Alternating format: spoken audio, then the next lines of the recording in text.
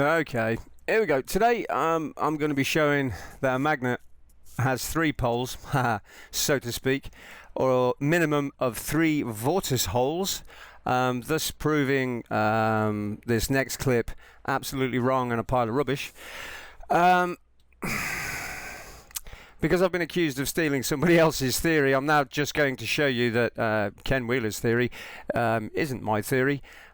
His magnetic field, as he's about to explain, terminates at the inertial line and doesn't do anything else, whereas I've said it crosses it and carries on and goes out. You're then going to make fun of somebody about their theory, and then I'm going to prove that person's theory, thus showing that Ken Wheeler is not the king of magnetism at all. Thanks a lot. You see the red, green, and blue. You see all patterns of light. Now all terminate right in the center. They start dipping in. This is where the notion by Leedskalnin, who was wrong, he wrote a book on magnetism, is very childish and is very juvenile, but I mean, he didn't know. This is why some of these people said a magnet has 4 poles. They're actually referring to the dielectric inertial plane as being segmented out in 4 quadrants, either pole on the dielectric inertial plane. Actually, a magnet has no poles. It just has the inverse of counter space. The inverse of counter space, i.e. non-Euclidean geometry, well, it's what the idiots of quantum call zero-point energy, or what those idiots also call dark matter, is nothing other than unmanifest inertia. The loss of inertia can only be expressed in one fashion, and that's magnetism. That is what magnetism is. It is the reciprocating precessional. You know what precession is? Reciprocating, you know what that is? Not difficult, sounds difficult. Reciprocating precessional hyperboloid, which can only extrapolate itself out in a hypertrochoidal fashion.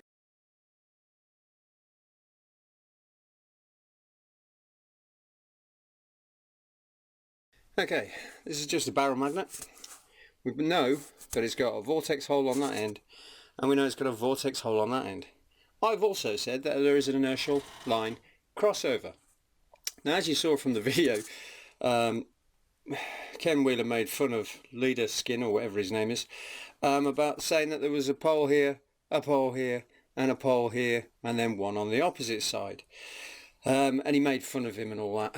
I'm about to prove to you now that this isn't kind of just one vortex hole, and this isn't one, and I'm going to show you that there is a vortex at the inertia line, and so Ken Wheeler is massively wrong, and that Leedskalnin, or whatever his name is absolutely right.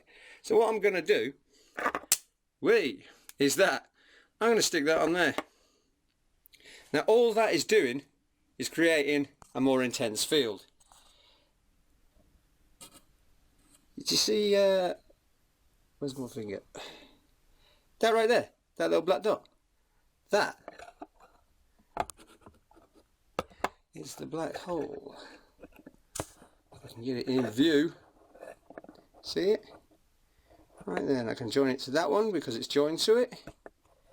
There it is. Right on the inertia line, because it's a crossover, and that's going to join that one because it goes outside. I've moved it away, so we've moved into a hole, which is a tube, and as we come in, the tube disappears, and all you're left with is the hole, which is there. So I'll do that again. So tube becomes 2 tubes, hole on the end, and a hole right there. So Ken Wheeler again shown that he is not the king of magnetism, and he doesn't know jack about how a magnet works, because it comes in, spins around an inertial line, and then out. There's a hole there.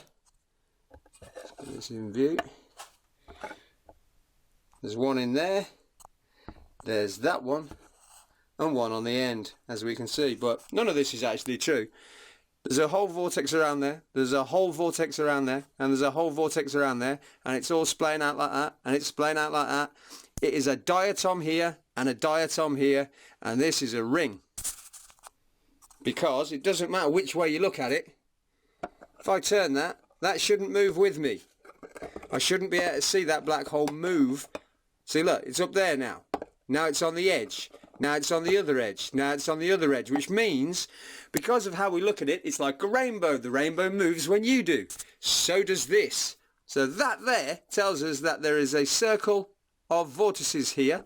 And the fact that I can do that, and if we had it from, there we go, you can see it there. The fact that that is now directly going into it and all the way to the side till it finishes, everything on there is a diatom tube. So what's coming into here, oh good grief, stuck to the camera. So what's coming in, oh. I gotta find it again because my plates are rubbish. Let's just move this around for a minute. Yeah, I got problems. Come on, where are you? There. So you can see that hole. Right there. That one there. It's not this one on the end. That one there. So all the way around that barrel is a vortex coming out to meet two bands that are springing out here like this, which I've shown in previous videos, and you can see right there at the bottom, right there, where they all go into that hole. But because that hole keeps on going, and it's there, and it's, see how it's coming in and out there? So there's a hole all the way around. So it's not one hole, it is a tube of holes that are created by the light going in. So there are no vortices and there are no poles. That's the only thing that's correct. But if you're going to go by that looks like a pole because it's got a black hole in it, then there's one here, there's one in there, there's one halfway through, and there's one on the end. But that little black hole there, because they spin all the way around, but if there was only two leaders, would there be two?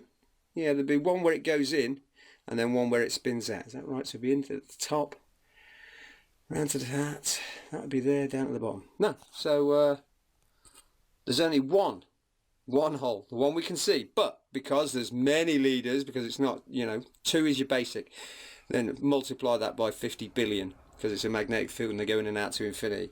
But that hole there goes all the way around in an equatorial pattern. This does here, but this is also a dome.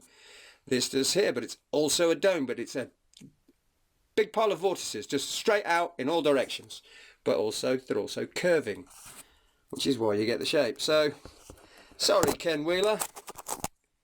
Again, your wizardy rubbish is gone. Because there is a black hole right there, and it joins up to that one at the back, or it joins up to that one at the front, or all three together. Can we get it there? Yeah, there's all three together. And there it is in the middle. So there we go.